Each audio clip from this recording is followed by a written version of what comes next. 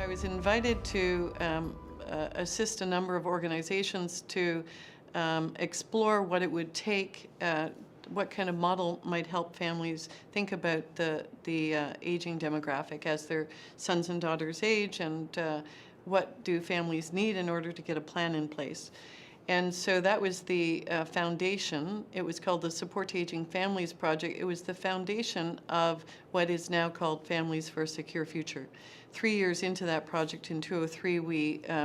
became a nonprofit provincial organization that offers independent facilitation support and offers also support to the individual and support to family groups. Those are the two things that we would consider forces for change. Partly it was because coming out of the People First movement, I felt that it's so easily with radical rights to rev people up, push them back home, and hope that it all works out without any allyship, without any helping figure out who's going to be alongside you as you change, what might that look like, and rather than having to assert it as a right, but assert it as this is who I am and this is what I need and want in my life.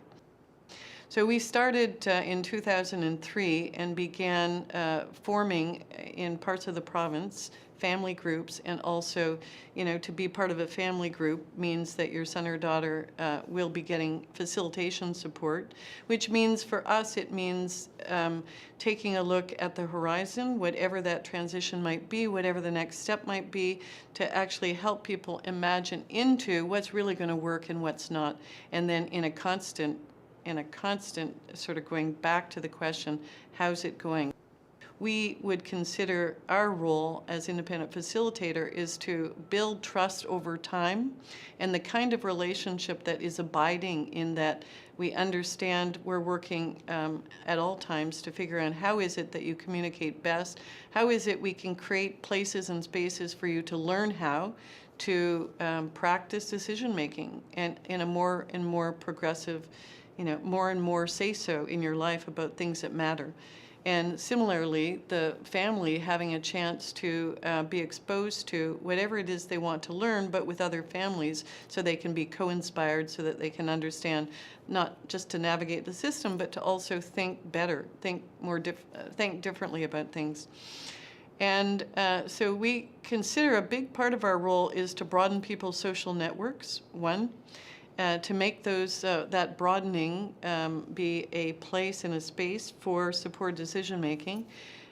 Many of the families, individuals throughout our, for the last 15 and a half years have chosen support circles as a way of supporting both the individual and having the family recognize that this is about transfer of power. This is about helping people learn what it takes to shape their own lives, but in a safe place where they can come back and sit back safely and talk about what they're experiencing. So a lot of what we do is to help people think about what is their story and begin even to own their story. Many people find that others have taken their story and run with it and created all kinds of narratives about what's happened in the past and what their life is like now and what's maybe possible. And so we would say one of the most important things is straight talk, and helping that person take back their story and try to build it in such a way that they can see room for growth and ways to take up change alongside other people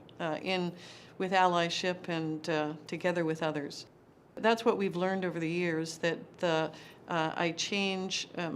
is reciprocal. There's a reciprocity in my change. My changing requires you to also change, and in that we're sort of evolving our story together. So it's a recognition that independent facilitators are not the agents of change, but we are helping to set the context for change, the conditions for change.